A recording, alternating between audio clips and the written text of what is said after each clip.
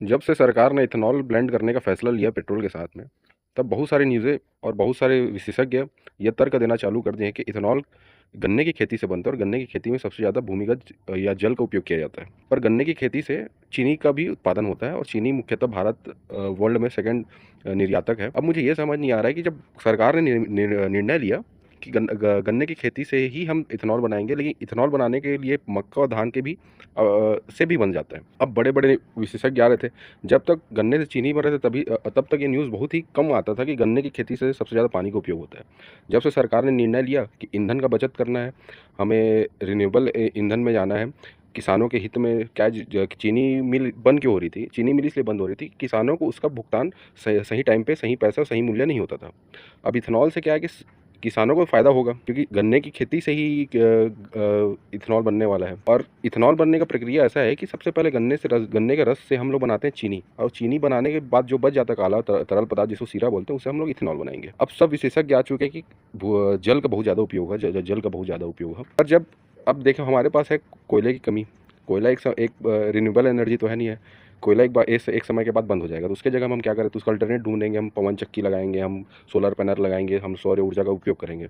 अब हम उत्पादक देश तो पेट्रोल के है नहीं, तो हमको क्या करना पड़ेगा, तो पेट्रोल को कमी करने के लिए उसके साथ कुछ ना कुछ ब्लेंड पड़ेगा, मिलाना पड़ेगा। इससे क्या होगा कि हमारे पेट्रोल जो दूसरे पर निर्भर रहते हैं उसका थोड़ा सा हम उससे कमी आएगा।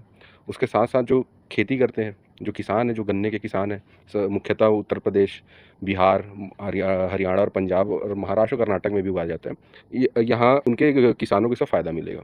अब बोला ये जा रहा है कि महाराष्ट्र सूखाग्रस्त एरिया है, वहाँ ज़्यादा पानी का कमी है। तो आप ये काम कर सकते हैं, सरकार को ऐसा करना चाहिए कि जो पानी जहाँ सबसे ज़्यादा, जहाँ पर नदियों का उपयोग हुआ जाता है, उस एरिया में गन्ने की खेती करना चाहिए। गन्ने की खेती करने के लिए मुख्यतः तापमान उच्च चाहिए, पानी ज़्यादा अवेलेबल, मतलब जहाँ पर 1000 एमएम का पानी का उपयोग होता है, मतलब बारिश चाहिए रहता है। तो अब तर्क ऐसा दे रहा है कि सरकार इस फैसले में गलत कर रही है। लेकिन आप एक बात समझिए, जब सौर ऊर्जा का उपयोग करके हम लोग रिन्यूएबल एनर्जी के जरिए हम लोग क्या बोलते हैं, बिजली उत्पादन कर रहे हैं, तो सरकार को चाहिए ना भाई कि हम आने वाले जनरेशन के लिए कुछ दूसरा चीज़ करें, ईंधन का उपयोग करें।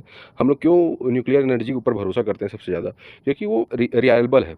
अब इसी तरह अब क्या है, अब चलिए ठीक है कि मान चलो ये पानी की से बहुत ज़्यादा हानि होती है, पर आप और हम सबको पता है भाई, हम लोग कितना पानी को बचाते हैं, कितने हम प्रकृति के कितने वफादार हैं। सबसे ज़्यादा प्रकृति का दोहन आप और हम जैसे लोग ही करते हैं। प्रकृति को बचाने का सबसे बड़ा उपाय क्या है? पेड़ लगाना, नदियाँ साफ करनी, आसपास को साफ करना, हवा शुद्ध करना, ये सब हमारा काम है।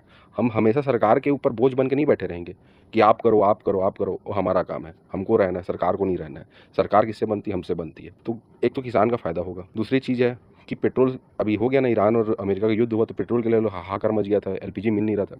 तो एलपीजी के लिए क्या है, पुराने ज़माने में बायोगैस बनाते थे। अब तो हर के घर में बायोगैस बनाने के लिए गोबर है ही नहीं।